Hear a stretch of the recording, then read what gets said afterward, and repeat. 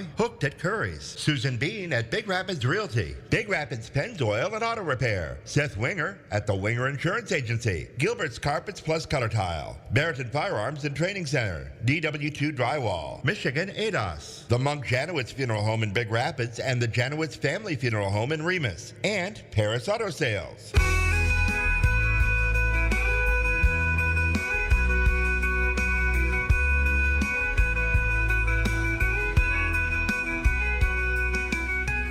Your turn, Pat. Hey, yeah. Hey, somebody's been playing with this mic. I feel like Barney Fife on Andy Griffith's show. He got to talking on that thing and it went down, kept going down on him, bending over. No, that's all right. I think it's stripped. Talk about stripped. You been to any lately, Bob? No. Okay. Hey, it's a great morning out there. Sun's shining. We have a great guest this morning. Nobody's going to know who it is until it's over with, because I tell you, him and I have been friends for many, many years. Which makes it hard for the video, I know it does, but her folks, with a you'll hear special it later. challenge. Well, I just think it's kind of cool. Radio, normally you see who it is and you talk about who they are and this and that. But I just thought I kind of want to play a little game with the public today. I just intrigued by his life story. And I think people will be too. And like I always say, you're a product of your environment. You are who someone at one time or another influenced you to be what you were and what you turned out to be. I know when I was a little kid, I look back at who influenced me, and it was a lot of people. And I was a little troubled kid at one time, believe it or not, and raised a little bit too much heck. And couple teachers straightened me out. I was talking to Andy Brockema this morning from Central Michigan University, basketball coach over there, and he's got some struggles going on over there. He's got some great things going over there, but they're all individuals, and with this pay-to-play thing, it's pretty tough when one of your players is making more than your assistants, and so it's a tough time right in the world what's going on, and all businesses, not just basketball or football. But last night, like I said earlier, before we streamlined Facebook, Lee Greenwood, when he sings that song, he electrifies the audience. I mean, he was in front of the Major League Baseball game the other night singing it, and the people, they would blast off and show other people in the audience listening to him, and there was tears. There was soberness, it just touches your heart, and to me, it inspires me to be more patriotic. I just love America. I think what the president's doing right now in these cities, bringing the National Guard, I think it's well overdue. And we won't get into the political thing, folks. I'm sorry to bring it up, but I'm telling you what, if you think of what the government can do for you, and the biggest thing they can do is give you a good, safe environment, and that man's doing that right now. I know he's not perfect. None of us are, but enough said. I'm sorry I even had to bring that up. But I love Lee Greenwood. Don't you, Bobby? Yes. Yeah. Absolutely. Great guy. But anyway. Curry's brings us at noon every day, every other day. Yeah. Yep. Every day. The national anthem or... Oh, yeah. But, this is going to be fun today. I'll hold my mic. That's fine. Thanks. Jen's in the studio. We can always give him this one if we have to. Well, anyway, I want to congratulate Kim Wells and all involved. Zach had a little baby boy, Missy and Zach Wells from Pennzoil, and they're our sponsor, Bob. Did you know that? Mm-hmm. Did you know they had a baby boy, first one? Did not hear that. Hopefully many more. There's nobody, well, there is two, that my guest and myself are better probably grandparents than Kim, but Kim doesn't have the years on him yet to be a great-great-grandpa, but he's turning into one. He's just loving that part of life. And, so congratulations to Pennzoil. We'll bring that up during the program now and then. Yep. And I think his name's Colton. I'm not sure. Okay. Kim, well, text me his name, Kim, if you would, please. And then on a sad note, but it's part of life, is losing one. And John Myland, everybody knows John in Big Rapids here. I tell you, that guy came into Big Rapids and made a big difference. A lot of people come into Big Rapids and they decide that they're going to make a living here and then leave, and don't make a big impact, but they do okay with their family, blah, blah, blah. John made a lasting impact as far as I'm concerned. He dedicated a lot of his time, and it wasn't all about John. It was about the community to make it better, and he did that. And that being said, he lost his son, brother, Matthew, I believe, from Clare. And the way it looks to me is Matthew is a lot like John. He got involved with his community. He was a good Christian and raised a great family, but gone too soon. So our prayers and thoughts are with John Milan. Dawson Curry got married this last weekend. We had a big Curry wedding. My guest here with me today was there, him and his girlfriend there. And I thought it was beautiful. It was at the country club out there at Clear Lake. They had a big tent, and Dan Spadowski. I tell you, these DJs nowadays, they blat it out so loud, you can't hear yourself talk. Dan and Gretchen do a great job. I tell you, if you need a DJ, they're the people to get. They keep the music soft during the dinner time. He had great music. He played it soft enough where you didn't have to scream across the table to talk to your friend. And Dan just did a great job. Play making was great, and play selection was great. And then, it was a beautiful wedding. So I just want to congratulate Dawson and Ellie Curry there, the new members of marriage. All right, well, enough said. It's 20 minutes to 9. Have I blatted the left, Bob? How was your week? Good? It was all right, yeah. Yeah? Anything exciting going on? Went to a birthday party for someone who goes around the country and documents radio DJs and has documented some of the best in the business. Name's Art Bolo. And he's a good friend of the owners. And so we were invited to his 80th birthday at his house. Wow. Yep. And 100 people, some of the biggest names in radio. Yeah. You remember from WLS and CKLW, they were there. Yeah. Yeah. If you remember Byron McGregor from CKLW, he did a song called The Americans. It was Canadian take on Americans. Anyway, he's gone, but his widow was there. Yeah. And what a sweet person, JoJo. So, yep. I don't know that name, and I apologize, but I'll throw one at you. Did you ever know Bill Beckwith? I think I met him once. Okay. Yeah, he was kind of going out when I was coming in. And, he was one of our greatest all-time DJs. He played classic rock back for BRN for a long, long time. Then the new owners bought him out, and they switched the classic, great music to us, grew up in the 60s and 70s, to making him a country man. And I don't know, he did the transformation. I don't know how the hell he did it, because he was Bill, man. He would play the music. Yeah, right. Right? Guess you can chime in, because we're not going to film you, but this guy's with me today. He's smiling because he knows he loves that music. Every town has that one DJ that's the institution. Yeah. That everybody knows and grew up with them and gave the school closings and all that. Yeah. There's two guys in this community that we had a little competition going at the Elks years ago. It was kind of cool. I wasn't very good at it all.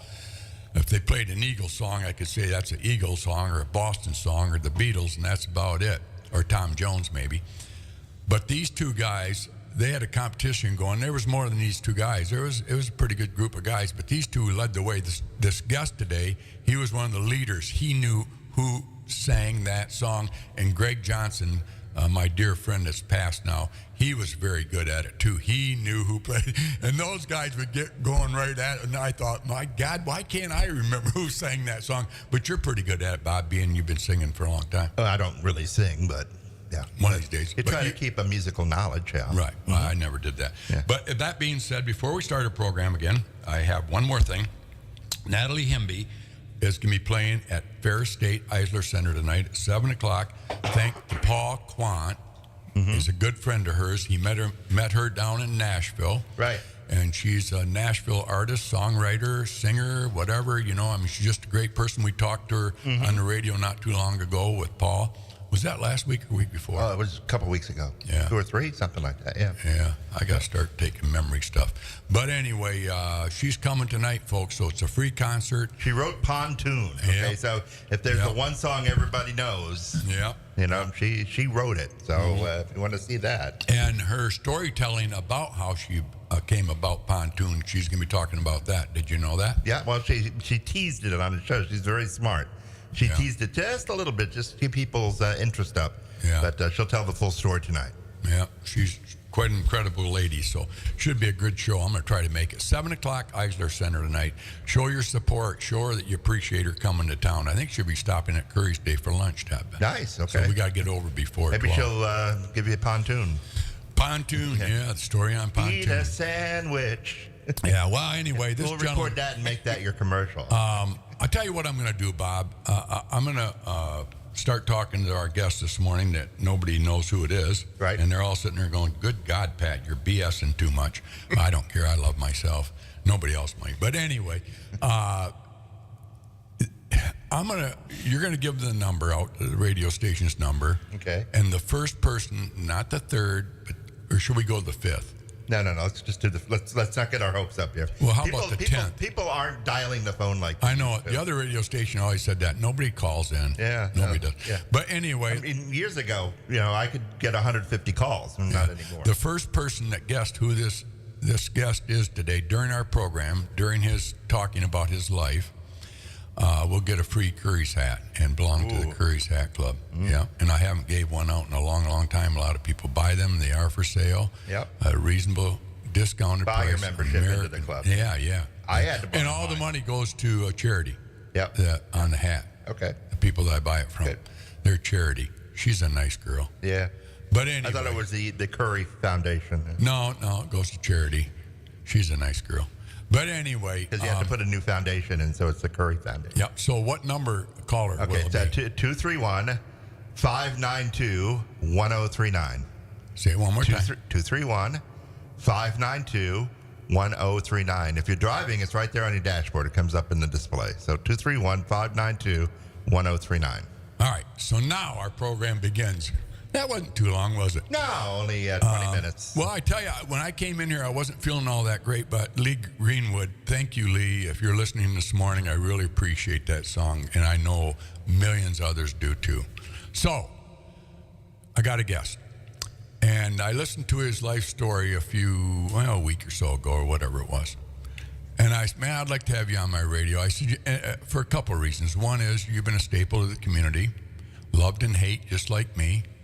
But more importantly, you overcame a lot and turned out to be a pretty good American, actually a great American, and has given back.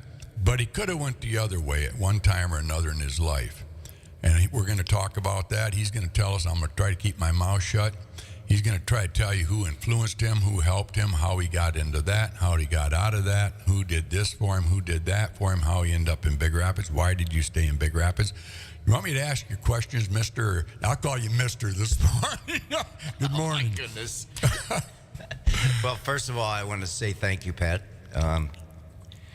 The wedding the other day was part of why I'm in Mecosta County and never left. It's family. It's family. That song came on, You Are Family. Yeah. I can't sing very well anymore. And Well, try it. You can try it. But everyone, all the Curry family went up there, and I videotaped it, and I got it, and it was impressive. Thanks. There's so many families throughout this whole area that are great families and good people, and that's the special part about this county and the place we live in and the people here too. Mm-hmm. People here too. I guess the song, first of all, you go to any VFW, any AMVETS, any NCO clubs, they end the karaoke when they always still karaoke with this song. You get in a circle, you hold each other's hands, and there's not a dry eye among any of them because they know what sacrifices really happened. And it's a powerful, powerful song. So I'm glad you played it. Yeah, thanks. Yeah. Okay. All right. I guess I start talking about it. Yeah. Well, okay. We started out talking when you were born. Yeah. Okay. Where were you born? Where are you from? I was born in Erie, Pennsylvania. Lived in Newcastle. When I was 4 years old, I watched my dad walk off the porch, and he just patted me on the head. And saw him get in the car, and then I saw him look back, and it's the last time I ever saw him. Wow. I remember that to this day. And again, I was blessed because my mother remarried, and this man was the best man in the world. Well, let's go back just a little bit, John. When your dad left, and like you say, you've embedded that in your mind, how many years did your mother, how many siblings do you have? There's 4 of us. 4 of you. Okay, Wow. me, 2 sisters and a brother, and that's kind of funny. And we got along pretty good. I was the oldest of the bunch, and quite honestly, I was never disciplined as much as the other kids were. I just was very active, very hyper all the time. Apparently, my mother told me that. And so, so anyways, he passed. I ended up with a really good dad that was one of those blessings I got to keep on going in the future. I was not good in school. We did different schools all the time. We went to Warren, Ohio after Newcastle. And in Warren, Ohio, in 9th grade, I went to a doctor for some reason. And while I was there, my mother was there with him, and he said, he's dyslexic. As I left the place, I looked at my mother and I said, what's that word mean? And my mother said the simple thing, you have to work harder than others. And that was it. And that is where it started. I had to work harder than others. I knew every time I went to class, they classified us then. I went to the E class in junior high school, and I walked in and said, oh, I'm with all the dumb kids. And that's what I thought I was, dumb. I had to be good at something. That drove me, and that was athletics. I worked out. I didn't work out. I ran everywhere. Every day I ran just to go run. And I just worked on it, and God blessed me with the ability to play the sports that I played and so on and so forth. What'd you play? I played baseball as a catcher. He put me down there, and every time I reached for an outside ball, the bat hit my elbow. So I said, I don't like this sport anymore. I quit that sport. I was a pole vaulter. I had a bamboo pole. I made 8 feet. Got second place. I was thrilled with that. But that was a good one. And then football came along, and I just fell in love with the game and worked on it and worked on it. What grade were you in then? I was in 8th and 9th grade. Okay. And in Warren, Ohio, where we were living, we worked out all summer long underneath the stadium, locked door, because it's illegal. Oh, really? I started lifting weights and everything with all the sophomore, junior, and senior guys, and all summer long, it was all summer long, weekdays. They fed us, and we're there from 8 in the morning till probably 6 at night. Wow. Just working on that technique and everything. That's in Ohio. Yeah. That's all football down there. That's all football down there. Warren, Ohio was second to Massillon, and Massillon's the hugest. You know, every kid born gets a football there. Oh, really? Yeah. Well, so anyways, American Dream. My dad worked for General Electric. He went to school at night. My mother worked at a cafeteria all day long. My dad graduated, and they hired him at the university to teach classes. So he did 2 jobs while my mother went, and when she went to college and worked her way through and got it done. Bottom line is, I'm just ready to go to the high school in Warren, Ohio, and we moved to Ann Arbor. And I'm going, I don't want to go to Ann Arbor. I want to stay here. Right. We got to Ann Arbor, and first thing I noticed, there's a swimming pool in this house they bought. We lived in tenement houses for a long time. You know, that's where there's no such thing a race in our family, but there was 90% African Americans there, and me, and we just went to each other's house and everything. And that originally is where I knew people were just people. Right. And again, I was blessed for that. We get in Ann Arbor. My mother was a teacher now, and my dad was a stockbroker. And they worked their butts off to get where they got. And so we reaped the reward of that. Went to Ann Arbor Pioneer. Mom got me to the football coach. I wanted to play football, and as a freshman, I ended up playing there and had a very successful football group there. Knew all the players. We always got along good and did very well. And the last game was against Battle Creek, and we lost in the last seconds of the game. The most devious or terrible thing for me was losing that game, because the University of Michigan football players were up in the stands watching the game. It was that big of a game. Trouble? Did you have trouble at all as your? That's when my big troubles were junior year and senior year. My so-called friends, and you got to watch who you call your friends. Right. But we hung out together, and we started breaking into trucks, breaking into garages, stealing stuff left and right, all over the place. Wow. Why? I don't know. Because your environment? The environment was there, and it actually was exciting. But we didn't think about the consequences if we got caught. We never realized there's consequences. Mm-hmm. So this went on for a while, and I'm in Ann Arbor now, and with these guys. And senior year, I was being recruited by Eastern, Western, Central, Michigan State, and Ferris. Ferris was the last one.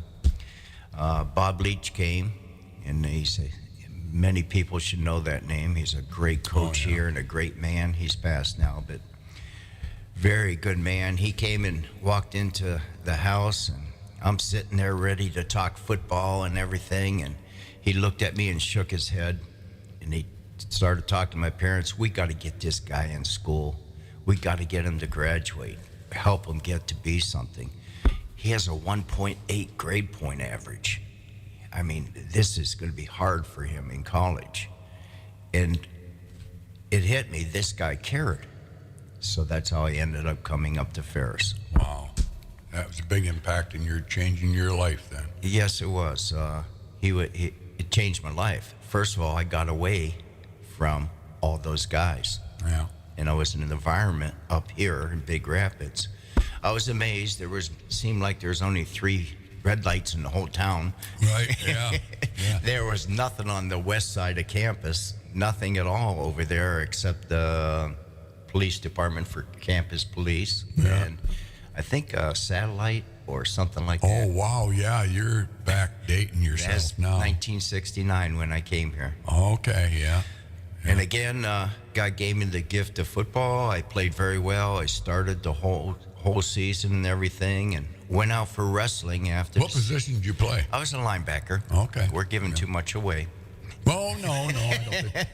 I'm going to call you different names. I'm going to call you Tony right now. Right, Bob? Yeah, he almost did, yeah. 231-592-1039 if you know who our mystery guest is. And the sooner somebody guesses, the sooner we can get him on camera. Right, yeah, that's true, too, yeah. But So anyways, I let me say, I'm sorry, WBZX Big Rapids. We have to say that. And we need to take a break at some point here very shortly.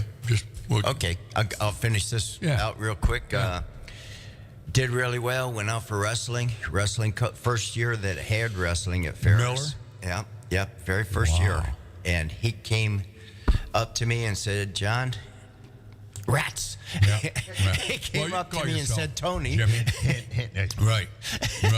He said, you can't wrestle. And I said, why? Because you aren't going to class. And I wasn't. Oh, wow. I dropped out of school. I went home. Mom met me at the front door. She said, you have 1 week in this house. Find a job, a place to live, because you're not going to live here. Wow. And we could go after, if you want your break now. Bobby? If you want. Yeah, let's take us 9 o'clock. Thanks for listening. We'll be right back with our mystery guest here. Right, mystery guest, Tony. 231-592-1039 if you know who it is. Yeah. And we want to welcome Sue Bean to our show. All right, so Sue Bean has come aboard here. Of course, she was over on a different show, and she's here now. So thanks to Sue Bean, Big Rapids Realty. Let's hear from her. I'm Haley. My husband and I bought our home pretty much about 2 years ago. We are actually looking to downsize now. We used Sue Bean. She has become a friend of mine over these last few years. I've got to work with her, and she's just one of the sweetest souls. She really knows a lot about the field, and I felt like she was our best choice. Sue Bean makes it personalized because she figures out exactly what you're wanting as a buyer, and she figures out exactly what you need as a seller. So she combines both of those things and successfully helps you get exactly what you need out of any scenario. I'm grateful for Sue's persistence, her honest feedback, most importantly, her caring concern to us as the seller, and then also additionally with this piece of property that we purchased as the buyer. She's there to protect you as both. That was really important to me. You can get a hold of Susan Bean at Big Rapids Realty by calling 231-580-9546 or online at bigrapidsrealty.com. Email her at sbean, S-B-E-A-N, at bigrapidsrealty.com. Hooked at Curries. Pete, why do you come to Curries? I go in there for breakfast every single morning, Pack, except the week. Well, on Sunday. I usually go to church. But I love the scrambled eggs and bacon and toast. Homemade. Where do you go for Michigan's #1 concealed pistol license course? The same place thousands of Michigan residents have over the past 15 years, the Barrington Firearms Training Center. The BFTC conducts state-certified CPL courses right here locally inside the Barrington Conservation Club at 3444 18 Mile Road in Barrington. For just $99, all you need to bring us is your Michigan ID to these all-inclusive one-day CPL courses, which include the use of firearms, ammo, eye and ear protection, coffee and donuts in the morning, and lunch at noon. That's right, just $99 gets you everything needed to take the police department instructed course that includes the training necessary to safely load, unload, handle, and store your firearm. Students will also be trained on when it is legal to defend themselves with a firearm under Michigan's Stand Your Ground law and Castle Doctrine. Call 231-250-7257 or go online.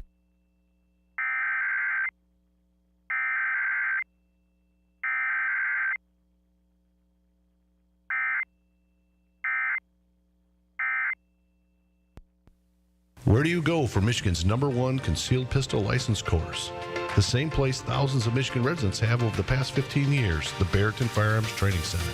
The BFTC conducts state-certified CPL courses right here locally inside the Barrington Conservation Club at 3444 18 Mile Road in Barrington. For just $99, all you need to bring us is your Michigan ID to these all-inclusive one-day CPL courses, which include the use of firearms, ammo, eye and ear protection, coffee and donuts in the morning, and lunch at noon.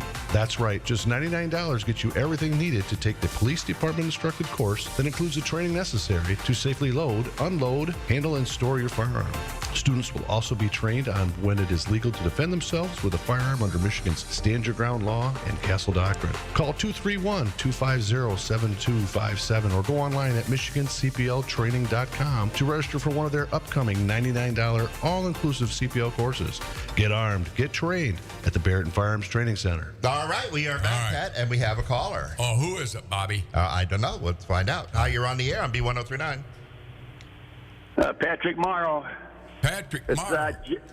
John Wayne Sontag. Yep. How'd you know that? Because you heard me say. I recognize his voice. Yeah, that's I figured. He's got one of those voices that everybody knows it, don't they? Yep. Well, you got a Curry hat. Retail value is $150. You do have to pay sales tax on that, of course. That'd be $9 sales tax. Then the shipping and handling is an extra $25. So for $34, you won a $150 hat. How do you feel about that? That's pretty special, man. Super nice guy, Pat Morrow. A lot of guys don't know him. His dad was a great guy, too. He raised some of the nicest young men, and I call them patriots because they all have great jobs. They never wanted anything. They didn't come from a rich family. Pat worked hard. His wife had a lot of health problems as the kids were growing up there, and I remember him coming over to the fairgrounds, remember him coming over to my house. And, yeah, you can do it, folks, out there. The Morrows, they did it. We can do it. We did it. it's not a free ride out there if you want a great ride. And the Marls are great Americans, aren't they, John? Yes, they are. I call you Very John much so. Sontag now. Anyway, we got John Sontag on with us. You know, he was the sheriff for many, many years, and I always kidded him. I said, I never voted for you, John. And he half believed me, but I did vote And for I bring John. it up all the time. I know you do. I love you.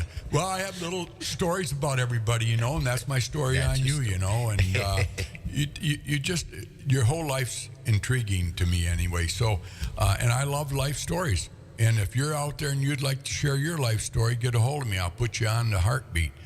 But John's really intrigued me because he didn't get a free ride there, and he made mistakes along the way and overcame his mistakes and worked hard and achieved the ultimate dream, and that's to live in America on what you make.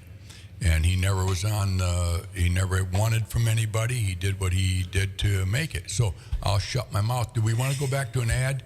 And then I'll talk for a few minutes and we'll take All right. another break. Well, John, so you came to Ferris. Bob Leach was a big influence on you, and then you quit. I quit. Yep. And Mom gave me that ultimatum. By the way, John Wayne Sontag, my mother named me after John Wayne. Really? Yes, she I'll be did. She darned. loved him. So Yeah. and it's funny, he knew the name, then went that way. Really? Yeah, it is. Yeah. So, anyways, I had to make a decision what I was going to do. I met up with those guys one time from high school, the ones we were breaking in and everything, and they're all doing dope right then and there. And I said, this ain't for me. For some reason, it wasn't for me, and I left the building and left them alone.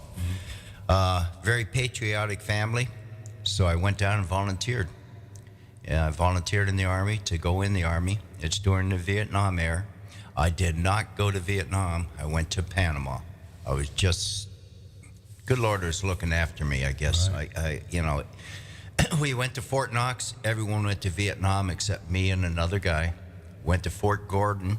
They thought I was smart because I was in college for 1 quarter. Oh, yeah. So I got secret crypto radio. I mean, I had to study. I mean, I had to study, but if I'm going to go to Vietnam, I better know what I'm doing because lives are affected there. And I really studied, and I worked hard on it. Everyone went to Vietnam except me and that other guy. Wow. And our orders finally came, and we went to Panama. I learned how to drink rum. Right.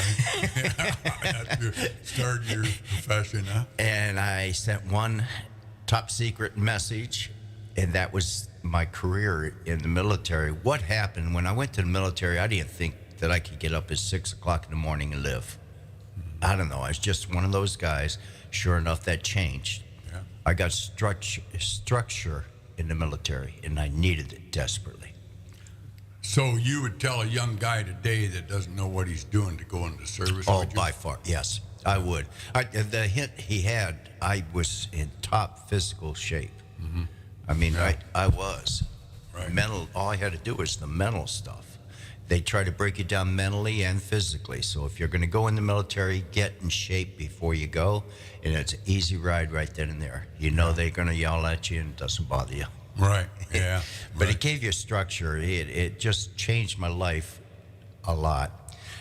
Became sergeant when I was eligible. The next day, Captain Brown called me into the office. I thought I did something wrong.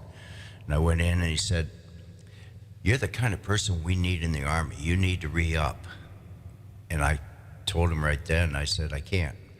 I got to finish something up in Big Rapids, Michigan. Wow. I'm going back to Ferris. Wow. And so when I got out, I came back to Ferris. Now, you want to take a break, Bob? Real quick here? You were sleeping we'll back do that. there, Bob. No, I'm not. No, I'm just listening. You were. I was not. Yeah. No. Okay. Take a break and we'll be right back. All right, more of Curries Corner. Sometimes crossing paths with a flying stone is inevitable. But whether you have a small chip that needs quick attention or a windshield that's beyond saving, Michigan ADA's Calibration and Glass is there to help. If your vehicle has been in an accident and you're working with insurance, they'll handle the entire process from start to finish. From windshields to back glass and even power windows, they'll see you through it. Pun intended. Save time and skip the dealership with Michigan ADA's Calibration and Glass. Same location as JR Customs and Collision, just north of 19 Mile in Big Rapids. Gilbert's Carpets Plus, Color Tile. to refresh your home? Gilbert's Carpets Plus Color Tile on Northland Drive in Big Rapids, just south of the campus, has everything you need. They're experts in flooring and window treatments, but did you know they also specialize in beautiful countertops? Whether you're remodeling your kitchen or bathroom, their great selection of colors and styles will help you create the perfect look. Visit Gilbert's Carpets Plus Color Tile, your one-stop shop for floors, window treatments, and countertops. Stop in today and make your house a home. Gilbert's Carpets Plus Color Tile. Stop and shop with us for a while. Gilbert's is there for you. After decades of satisfied customers, Paris Auto Sales is still your trusted used car center of Big Rapids. So if you've been driving the same vehicle for what seems like decades, come on down to Paris Auto Sales and get yourself a new ride today. Now with 2 locations to better serve you. Trucks, cars, SUVs, big or small, and everything in between. That's Paris Auto Sales. Their team has the experience to get you financed and get you into the vehicle you've been waiting for.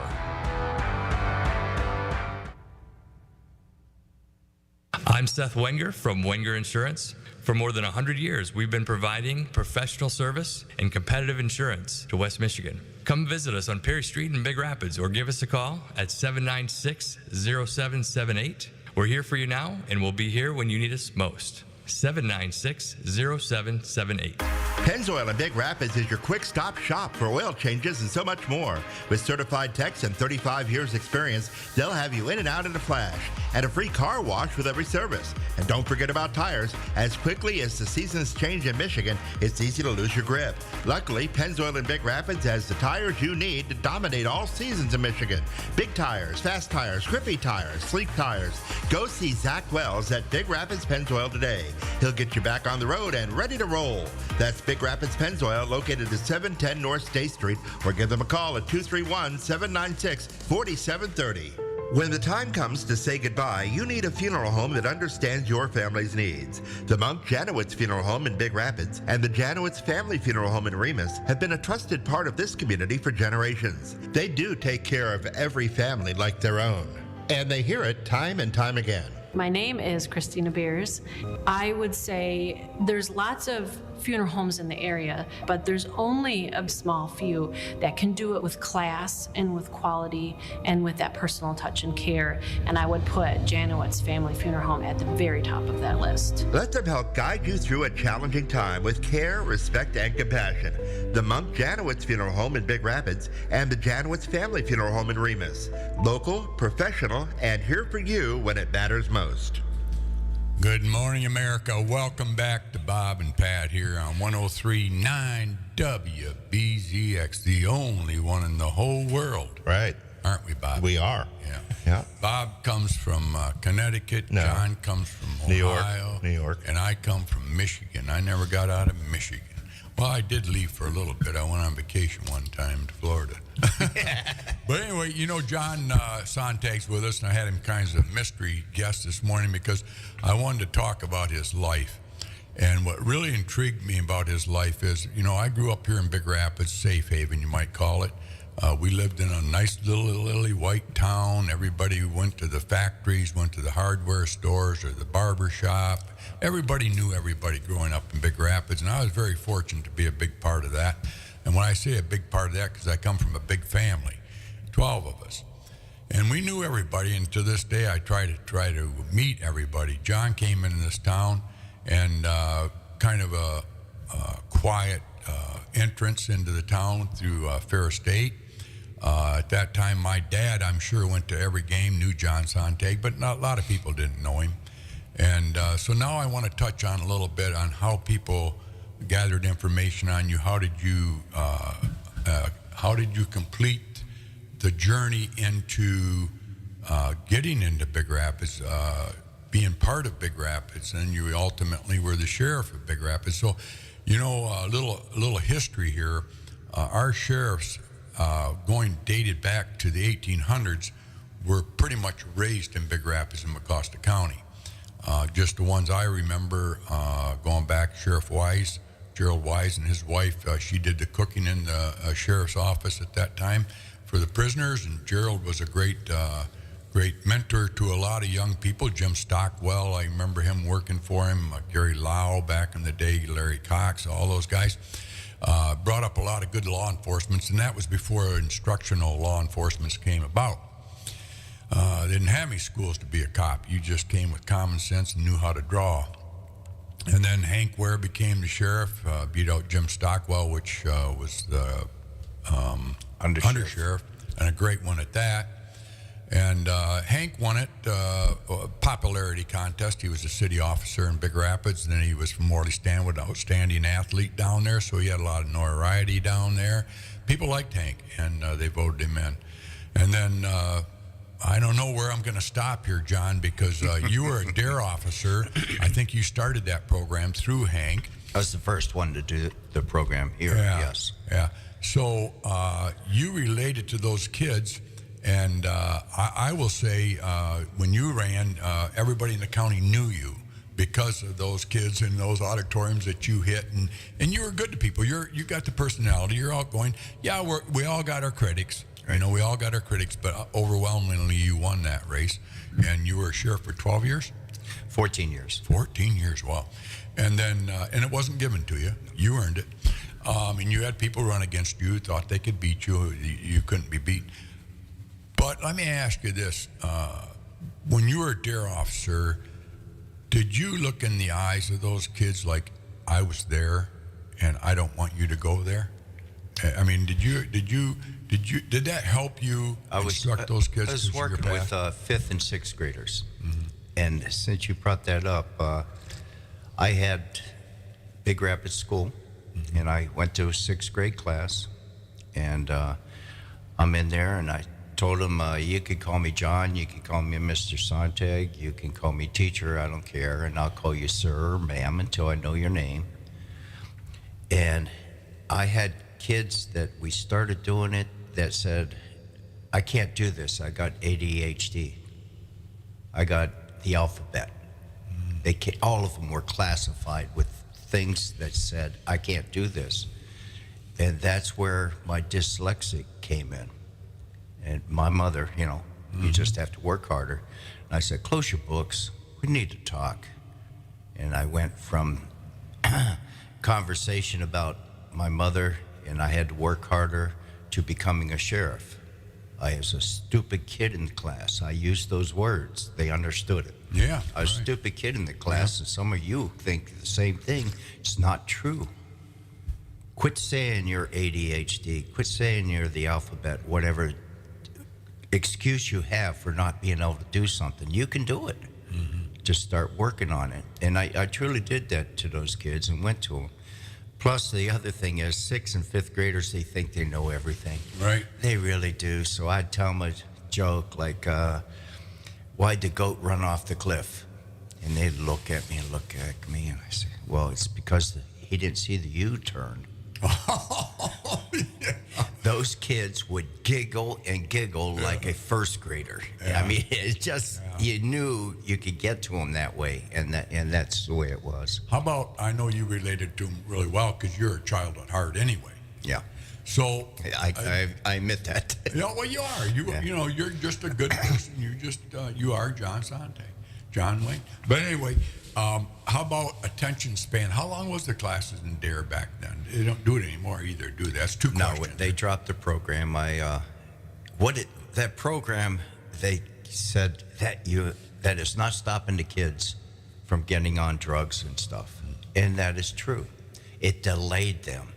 We had them doing it in 5th and 6th grade, getting involved with alcohol and other drugs. We wanted to delay it as long as we could, because if they are the ones who are becoming alcoholic, I'll just use that one. The earlier they start, the harder it is to break. And so we want to delay it longer for them. One of the biggest, most important thing that ever happened with me, and the best part of law enforcement that ever happened was 2 different ladies came to the sheriff's department to see me, and both of them had their firstborn. And they said, I never did any drugs, and thank you. Really? Yeah. I still tear up. Because of that DARE program? Yeah, because of that. they didn't. Well, get it was involved. big. You know, I mean, That those was kids huge. loved it. Yeah. Was it during school hours? It's during school. Yeah. Well, then you had it in the auditorium, didn't you? No, you did it in the classroom. Oh, you did. Yeah. So you went. How many classrooms did you go to? It varied quite a bit. Probably 4 in Big Rapids. It was 2 or 3 in Morley. Did every school there was. In Big Jackson, even I drove over to Big Jackson and hit them too. How long was the class? Like it was an hour. Just about an hour. Yeah. And then the attention span on a kid's about 3 minutes out of 60. How did you do it then? The program was really designed to keep them going. We'd jump from one thing to another. It wasn't just me talking all the time. Did you interact with them? Yes, Did they interact. speak to you, talk to you about? We had books. What was the oddest question anybody asked you? You remember any odd ones or funny ones that were off the wall like? Yeah, I did. 5th graders, which was pretty sad to me that one girl raised her hand and said, I'm gay in the 5th grade. Wow. And I was shocked at that. I couldn't figure out why a 5th grader would be saying that at this time. Back then. And I asked them in the teacher's lounge, and all the teachers said, yeah, we have this. We have people doing that, saying they're gay right Back now. then? Back then, yeah. And that was What was your answer to her, John? well, it was in connection with learning something. With my name. I said, ma'am to her. And she took offense. Don't you dare call me ma'am, I'm gay. Oh, wow. And so my answer back was, okay, what's your name? Yeah. And she told me. And then I said, I know your name now. And the rest of you are sir, ma'am, till I get your names down. Wow. Then I went with the, I guess the best answer, I don't care about any of your sexualities in this classroom. Mm-hmm. I care about you not getting involved in alcohol and drugs too early in your life. And that's where I went with it. Yeah. So you should have said, what's your name, Denise? But what did, so how did you feel about your mission on that? I mean, did you think you were doing the right thing at that time in your life, the dare? Yeah, I took it seriously. Yeah, I really did. I didn't take it to get out of riding around in a cop car and seeing people hurt and things like that. It wasn't that way. It was. Did every county do this? Pretty much. Pretty much. Yeah, they really did. Does anybody still do it? A few are. Wonder why we're not doing it. That's a great question. Some say the officer is in the school teaching this instead of working on the road and getting complaints, taking care of complaints. I'll just leave it alone. After I left, it was dropped for our county. That's kind of sad, isn't it, really? It is. It is kind of sad. But we do have constables in the schools, but not doing interaction with the kids, huh? The thing is, part of that program is, hey, we're your friend. Yeah. Don't be afraid to go up and talk to a cop. Right. Don't be afraid. Come up and say, hey, hi, how are you doing? Or I got a problem. You know, that was part of the program too. Do you think kids are different nowadays than they were back when you were in the DARE program? Do you think it's better or do you think it's worse? Do you think there's more Take respect? the phones away from them in school. Yeah. Yeah. Oh, wonder if they get in trouble or if, something bad happens. Come on. We all went to school and that wasn't even an issue. How we'd run to a payphone 2 blocks away from somebody who was bullying us. I mean, getting chased down the street. Get to that phone. I mean, my biggest fear was when I got paddled, going back to the home and getting paddled again. Right. Yeah. Yeah. That kind of thing. All in all, your kids turned out very successful. They did. Yep, they're doing well. Yeah. Were you hard, Daddy? I'd hate to be a kid of a sheriff. Yeah. Because my little boy, James, he was in the bus, and the kids he didn't even know what he was doing, but they were joking with him and told him to give that middle finger out that back window. Mm-hmm. And so he did. He didn't even know what it was. Yeah, right. So he did that, and sure enough, the lady back there, she went in the house and said that little kid, blonde-haired kid, oh, that's Jimmy Sontag. And, yeah, he gave me the finger all the way there. Principal calls me, and it's classic. She talked to him. She said, "What's that mean?" He said, "I don't know." And he was crying in the room and everything, and said, "Please don't tell Dad." Oh yeah. Well, the real word got around, and we're at the kitchen table, and I said, "So James, I heard you can do sign language," and he looked at me and he said, "Did you do something on the school bus or something?" He broke down crying because the principal said she wouldn't tell anybody. Well, I found out from other people, and so we just calmly talked, and I said, "No matter what you do, if you do something wrong, guys, I'm going to hear it. It just happens to be me." I'm pretty good at this, John. I apologize to the listeners, too. I know I jump back and forth. Yeah. I'm moving your life ahead of where we were. I kind of want to go back where we were. You were in the service. You were down in Panama. Your life changed. You realized you wanted to come back and play football because of Bob Leach. He was a great friend of my dad's and so many others. He was a big influence on your life. That kind of changed you in the direction you were going, obviously. So let's go back to the service, coming back to Ferris. How did they accept you? First of all, what made you think Ferris would take you back? Had they contacted you, or did you contact them? Neither one. I've contacted them after I enrolled into school. I wanted to get back to school also. Oh, wow, you I wanted did. to get back to school. What was you wanting to do at that time, John? Teacher. Okay. My dad was a professor. My mother was a high school teacher. My sister is a teacher. Wow. What were you going to teach? I had coaching, phys ed, and history, and social study. Okay, so I you'd had have been all high school. kinds of degrees that I could teach in high school, and So so you, on and so forth. so you were thinking long-term coaching. You were going to be, you were going to be the head helm man someplace. You were going to want to do that. Yeah, I got married to my high school sweetheart in the Army. We got back during college. We started realizing we got married too early, and we Did he have any kids then? No. Okay. Didn't have any kids, and we kind of broke up, and we decided, okay, what's best? Let's start it. We're still young, let's do other things with each other. She still will talk to me. Her brother is my best friend. Oh wow, John Bayless. Oh yeah, I know John real well. John, Comes in the station. Bill Scheibe. He's my brother-in-law. I didn't know that. Yeah. Okay. Yeah. Great friend and stuff like that. Yeah. And so, that first marriage goes, and you don't really, you want something. How old were you, John, when you got married? I had to be 20. 20. About Okay. 20. Go ahead. Yep. That is young.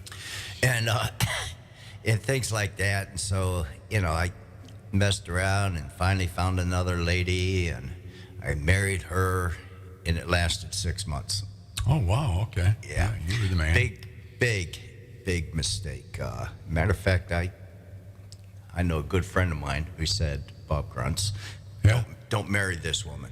All right. You wouldn't listen, no. I didn't listen. Okay.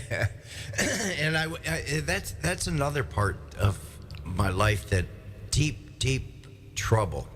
I went from 2 incomes to 1.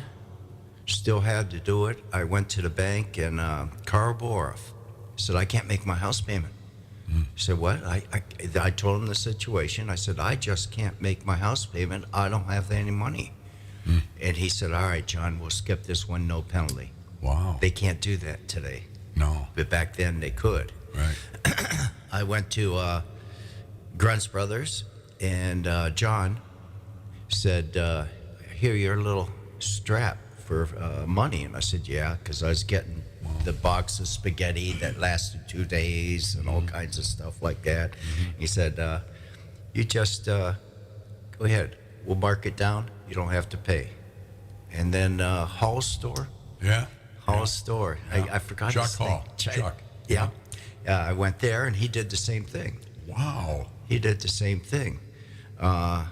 Bill Johnson and Jim Cook shot a bunny rabbit over in Barrington, and they put it on the night duty. They had night, and they called me up at 6 in the morning because I had to be work at corrections at 7. And he said, there's something on the front porch you might need. And I saw a bunny rabbit. I had meat for 2 days. Wow. That's tough times. Yeah. It really was. Yeah. Went to Carl again, said, give me 1 more month, and I got it. And he said he gave me 1 more month. Wow. And I paid them both back, Halls and Grunts. John, when I went in, I said, here's my money. And it was something about $80 or something. Yeah. And I said, here's my money for what I had. I kept track of it. And he looked at me and said, if everyone paid us, we'd be millionaires. Yeah. But they were good people. They're just good people. And that's what Big Rapids is about. Yeah. Getting people through. Yeah. Married again. All right. This time I had a good time. I had a good wife and stuff. I had 2 children by her, James and Elizabeth. My Elizabeth's a doctor, and my James is a millionaire right now. He goes through the stock market. So they did much better than Dad. Right. I hope And they don't go through all the bumps and bruises that, happen with life. Right. And she had, I don't know how I say this, we ended that marriage. That marriage got ended. And this is when I was running for sheriff at the same time. Wow. And that was it. Every night, and you keep thinking, Dare is the reason I got I worked the night shift. And then during the day, I got up and I went to every possible door I could every day for 3 months in a row. Wow. And I went to all the doors and just knocking and going and talking to them and stuff. Yeah. I think that was a huge part of it. Oh, it was. Really was. Well, but you made the right connections too. When you talk Grunts, you're talking about the Lutherans. Yeah. The Grunts had great influence because of the relationships they made with people in the church and the community. Grunts are staples of our community. You talk about Jim Cook. Jim Cook's a staple. His dad was a radio announcer for a lot of sports. Yes, he was. So they are a staple of the community. But John, there's a reason those people loaned you that money and trusted you. You had something in you they saw that was worthwhile supporting. I guess, and I get back to getting structure in my life. Yeah. Usually parents do that with their kids, right? Right. And because she had 4 kids, I was the one that was gone all the time. All right, you brought it up now. That being said, there's a lot of kids living in their daddy's basement. You weren't allowed to do that. No, that wasn't going to happen. You couldn't have. Why is that, John? Because your mother was very successful. She had money at the end there. I know at first you talked early in the program how you were in the projects, and then your stepdad, which you called your dad, which he was a great influence on you. He didn't step up and say, poor Johnny, come back. No. That was probably the greatest thing that happened to you, though. Oh, yeah. That's what made John Sontag. That in the military was the turning point. But why didn't they step up? Did they know you were in trouble financially? Or didn't you? Or you were too proud? Go. You were too proud. Too proud to do it. Okay. Yeah. Too proud to do it. Okay. But had you have done that, would they have stepped up and said, here's some money, I think Johnny? they would have helped, but they'd demand I pay back. Yeah. But would that have changed your life? If they would have said, come home, we're going to help you financially, baby you or whatever. No, that's not a possibility. No, it's it wasn't. Tough love. But it's what's happened in our real world today is the opposite. There ain't no John Sontags. You had some mental problems, obviously. You had some stress going through your life, but you overcame all that and did the best you could. And that's what I try to tell people. We always want that next generation to do better. Obviously, yours has. But a lot of people just want to not put their kids through what you went through. They blanket them and say, no, I want you to have a car at 16. Daddy will pay for it. Did your dad buy your first car? No, he did. Yeah. So, good point. But our generation. But I love my mom and dad, and they love me. I know. And that's tough love. That's tough love. Yeah. And it made it even stronger. I believe it made it even stronger. I think so, yeah. So now, that being said, how did you make a relationship with Chuck Hall that he'd give you credit? Did you go in there a lot back in the day? I did. I lived at Canterbury Green. Oh, you did? Yeah. And that's right around the corner. Yeah. And I was in there all the time. Okay, yeah. And then Gruntz's, you met them through Bob. Bobby. Yeah, through Bob. See, you have that personality. You connect with people like Bill Shively and you. Bill's a lot like you. He came in the community, he was only married once. but he had 2 kids too, similarities, about the same Very age. successful. And you and Bill would just take 2 minutes. I'm looking at the clock because I don't want to waste it at any moment. But you and Bill got involved with your kids when they were little in sports. And your son is older than Nick, though, right? Yes. How much? Yes, I think 2 years. But they played ball together a little bit there? No, they didn't. I think they were just out of reach. But didn't you guys coach together, you and Bill? Yes, we did. What'd you coach? We coached Jerry Nielsen. Oh, okay. We scouted for him. Boy, now back then, that was a good... We scouted for him back then, yeah. A lot of people don't remember Jerry probably, but... A great coach. They all think of Jerry as Big Rapids Products, but actually, he started, like you, from the dirt, coming into Big Rapids, not knowing anybody, as a teacher and a coach. And he was one hell of a coach, wasn't he? Yeah, he was. You had some very good teams. We had great teams, and it was fun coaching. There's a lot of kids that I coached at that time. We also, I took my son for coaching rocket football, which was in Morley. We took 6 kids in the car every night and went down to Morley and practiced and played there because Big Rapids didn't have it. Seatbelts on? Seatbelts on. Probably. I don't know. Put them in the trunk. Well, but so then you went through that stage of your life. And then, now that was after your football. We're going to go back, rewind again, folks. I apologize. I jump ahead of myself.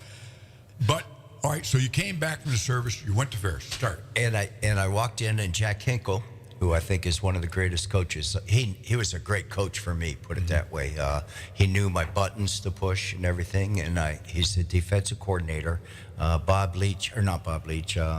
Coso was the coach then. Yeah. So I went in the office and I said, "Hi, Coach, you need a linebacker." And he looked up and went, "Oh, my, I thought you were dead. We thought you got killed in Vietnam. Everyone thought you got killed in Vietnam." Really? And I told him, "No, I learned how to drink rum down in Panama." And that's how it started. And it was really good time. Well, all right, so then... I'm back at school because this is an important part of getting structure in life. I got back in school, played 3 more years, did very well. Every year I got 4 NAIAs. Even as a freshman, I got one of those, which is big. All-American honors, captain on the team, MVP, all that stuff. Wow. And this might be a cliche, but that stuff didn't matter. What mattered is friendship with all the people I met and who they were. I left Ferris with a 3.2. Wow. I started with a 1.8 and left Ferris with 3.2. I was a teacher. Surplus of teachers. Couldn't get jobs. Right, Just couldn't get a job. Right. So I taught GED at night school at Chippewa Hills for a while. I ended up at Parks' Sawmill for 2 years. And don't ever mess with the people that do sawing. All right. I know. Leave them alone. They're too tough. I know. Yeah, they are. Right now. They live. They are the toughest people in the world. They're the nicest too, aren't they? Yeah, they are. So we're playing Brewer football, and I meet Bill Johnson. And the Brewer football is another story. But charity football, and we're in the Hall of Fame for it's not regular football. What is it? I'll come up with it later. Anyways, we're in the Hall of Fame at Flint, Michigan. It's starting charity football and everything else for the whole state. Oh, yeah. Yeah. And they recognize us as starting that, which is pretty cool. Oh, yeah, it is, yeah. Anyways, Bill Johnson, I wanted to get with him. He comes up to me and said, "John, you don't have any insurance." Because I was working in the oil fields now up in Gaylord. Wow, really? Living here, going up there every day? Yeah, all week in a tent and everything. Yeah. But anyways, just bring money in. And I said, "Yeah, I am." And he said, "There's a job of corrections open. Why don't you go do that?" Okay. So I get an appointment. I drive up. I hit the curb, get a flat tire. I had a suit and tie on. You know, I was military, clean. Yeah. Walk in, I meet Jim Stockwell. He says, come on in, sit down. And I'm sitting there, and I'm just shoulders back and everything, that military thing, and waiting for these questions and stuff. And Jim says, you were the captain of your football team. Last question I thought in an interview. I said, yes, I was. And he didn't say anything for about 30 seconds, and he says, when can you start? I went, tomorrow? Okay. He said, be here with shirt and tie, and that's how I started at the sheriff's department. How long were you in corrections? 8 years in corrections. Wow. 8 years on the road. Part of that was doing also DARE. Yeah. And then 14 as sheriff. Won 4 elections. Yeah. So 30 years. When 30 years came, I said, I got to stop. Yeah. Got to stop. Yeah. I married a beautiful lady. I finally figured it out. Her name is Joyce. We were together for 25 years. Wow. I remember that. The most beautiful lady ever. Yeah. Get a little fuzzy here and tough here. Yeah. But anyways, she got sick. 2.5 months in critical care. Took care of her. I was there every single day, from 8 in the morning till 8 at night. And that's what you do. There's another man there. He was military too. And we got talking at critical care. And he said, she's relying on you. You got to do this. I said, I am doing this. And he said, I'm doing it too. And he lost his, and I lost Joyce. And before I lost Joyce, we found out she's 50-50 of living. I thought she'd make it. I know you. No matter what. I talked to you during that process. And 50-50. And this is a very good thing, I believe. It really is, because this changed me a lot more too. 3 days before she died, they tell her she's 50-50. I told her, hey, you're in trouble. You got to start breathing without help, or else I'm gonna lose you. Well, she only did 2 hours. And so the next day she did 10. Next day she did 10. And the next day everything went down. Her whole system shut down, and we said no more and got it done. When I found it was 50-50, the next morning I come out, and I've been living in a hotel. I knew all the employees. I knew the guys who park cars. They're all veterans. They took me out for a Veterans Day. We all got together for Veterans Day and stuff like that. At night they took me out. And they always would ask, how's Joyce doing? How's Joyce doing? I knew all the people at the counter. How's Joyce doing? The bartender there who also did food. How's Joyce doing? All the time. And I told him she's 50-50. She's a farm girl. She can make it. Tough. Okay. Well, I go outside. I took up smoking again. I imagine. I just had something, stress relief or something. I don't know, which is bad. But I took up smoking again, and I go outside, and the valet guys say, hey, you went way too early. They wouldn't let you in until 8, and this is about 7:15 or so. Pat, the craziest thing, and I know it happened. I didn't hallucinate or anything. I know this happened. What time of day was this now? This is about 7:15, 7:30. In the morning. Yeah. Okay. And a black or dark purple robe that went down to his ankles. And he came over and said, I hear your wife's in trouble. Farm girl, she'll be there.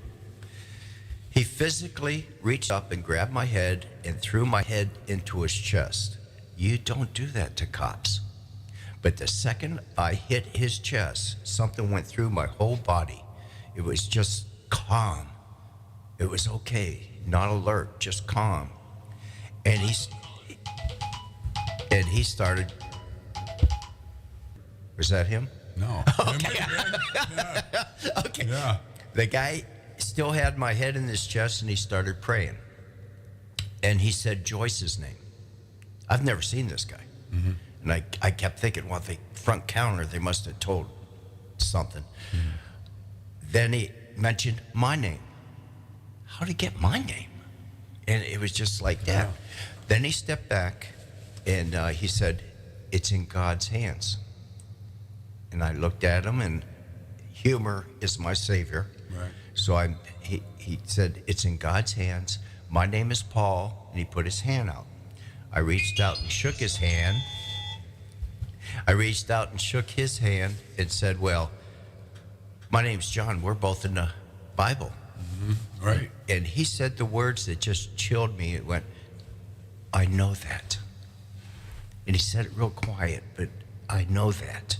And he slowly walked away, and he had to go out and go this way. You know, he had to take a left to go right and go out to get down the block. And he walked away. And, oh, has something. So I went over to my valet guys were 5 yards away. 5 yards. And I said, hey, who's that guy who just grabbed me and threw my head into his chest? He said his name was Paul. They didn't see him. 5 yards away, military. Right. We know everything. Right. I said, we didn't see anything. No, that guy, he came out the door and grabbed me, and we didn't see anything.